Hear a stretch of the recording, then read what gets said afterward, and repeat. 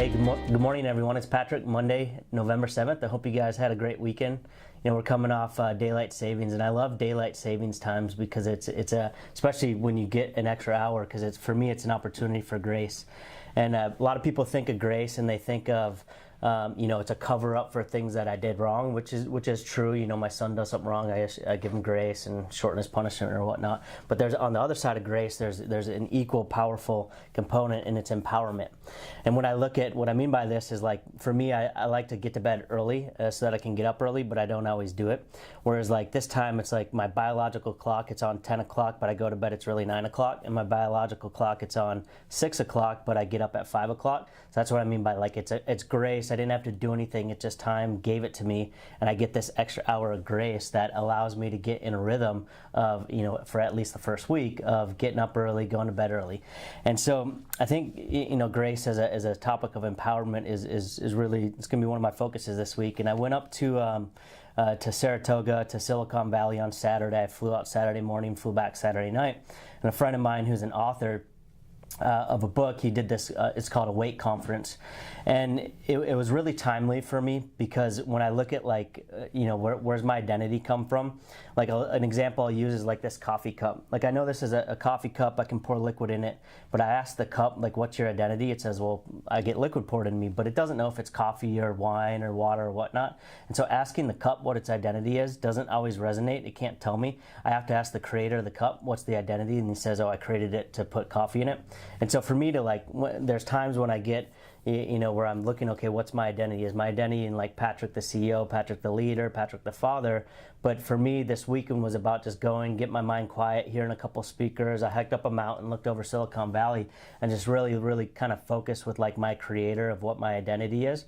And it's important because there's times when I feel pressure, and last week was one of those times, in a sense, where we have 5 apartment buildings that we have to close over the next 60 days. We've closed 1 apartment building at a time, but never 5. And so for each of those, we've raised $1 to $2 million at a time, but now we got to raise $12 million over the next 60 days. And so it was a time last week where I got the package. I got to get the information package to send it out to our investors to raise the money. So I got the first package for the first deal, still waiting on those other 4 to raise that money. But I felt this pressure, like, okay, we got to perform. If we don't perform, we can't close these deals. If we don't close these deals, and my mind goes to all this anxiety thinking. And so this weekend was a time for me to reset, that it's like, okay, my identity is not in me performing. My identity is in the creator who created me. And who does he say I am? And so for me, it was a time to focus on that grace that empowers me, and that, you know, believing that, hey, I feel this business is really aligned to our calling, and we're having an impact for a bigger purpose and a bigger why. That's not like me defining it, it's the creator giving that to us. And so when I rest in that, I still operate with urgency, but not anxiety. And that was a big thing for me, to focus on urgency. You still got to work really diligent, but when you're feeling anxious, it's not that's like from the enemy trying to take you off of, like, who you're created to be. So it was a good time to just really focus this weekend and reset, and just take that extra hour to get up early. But, you know, it was kind of cheating the system in a sense, because I woke up at 5, but it was really 6 according to my body. So grace is an empowerment. And, you know, this week Brian and I were going to the Core Summit, do it 2 times a year. And at the summit, you know, they focus in the November summit, they always focus on the wheel of life and goal planning and your 5-year vision and business planning, and just focusing on the future. And so we're going to be doing that. But I think it's important, if you're going to focus on your goals, it's focusing on kind of taking an assessment of where you're at. And I talked about this a little bit last week with this circle from the Life Mastery, which I'll send a copy of this out to everybody. But the center circle is just that personal realm before you get to family and professional, and then you're kind of your life calling. And so in the personal realm, I did this homework with, I have an accountability partner, Kurt Hensley. We meet every Monday morning, and so we did our personal realm homework from the master's program, and I'll send out this sheet to everybody too. And so you focus on, you know, your physical. There's 4 elements to the personal realm. You got your physical, which is your body. You got your mind, which is your intellectual. You have your soul, which is kind of relational, and then you have the spiritual component. We all have these 4 components to us. And so when we're looking at kind of assessing ourselves to set goals, it's important starting to look at those areas. And so when I look at like my body, my physical element, you know, you kind of go through and you say, what's right, what's wrong, where am I confused, what's missing?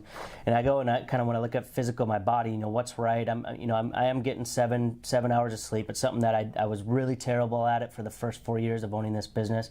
I work really late and I would just drain myself out, but I am focusing on trying to get as much sleep as I can, that 7-hour range, and just hydrating every day. What's wrong? I'm overeating, not being on a good nutritional plan or a good exercise plan. It's kind of inconsistent.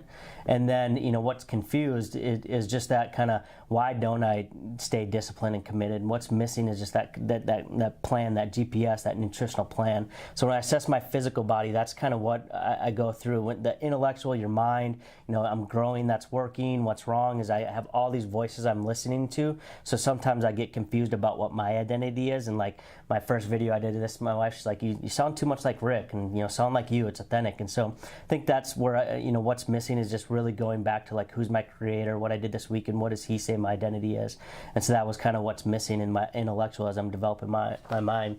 You know, spiritual, you know, everybody's got a different version of this, but I think the thing that really sets it home is we have 2 people in the company that are experiencing loss. You know, one guy, his 17-year-old daughter, and then another gal, her father just passed away.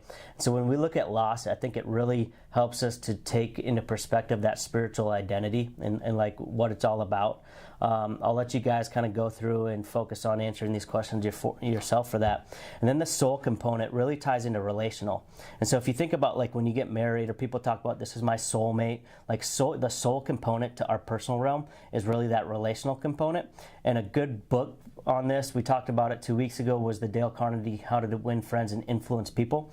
And I think those are elements of how can you really connect with another person's soul. That book is like a great timeless book for those elements. And so Brian, in a couple weeks on November 18th, he's going to be doing a class, kind of just a dialogue on the relational element, really helping us go through that book. Next year, just a tip to everybody, that's going to be a book where everybody's going to read in the first quarter. We're going to be actually tying elements of that into the emotional intelligence category for the reviews that everybody did. So if you want to increase that score, read that book and start doing those things. And I think, you know, when you really look at that personal realm, how to assess yourself and then set goals where you want to improve, you really tie into those things. And so this week, I really want everybody to just focus, like kind of what's right now, what's wrong, you know, what am I confused about, what's missing, you know, in these categories. We'll send this stuff out. You know, if any of you guys want to talk a little bit more on it, I think they're great elements because we really want well-balanced people. Because if we have balanced people, we'll have a balanced company that can focus on improving and just be relentless on improving and making things better. And so in order to do that, you got to take an assessment of yourself. We'll do it in a couple weeks on our core team meeting as well. So I just wanted to, you know, thank you guys, everybody. You're all working really, really hard. I appreciate it. We got November left to grind it out, to just knuckle down, to get after it. The work that we do right now is really going to set us up for a successful first quarter. So thank you guys for your work ethic and grinding it out. See you guys next week. Thanks.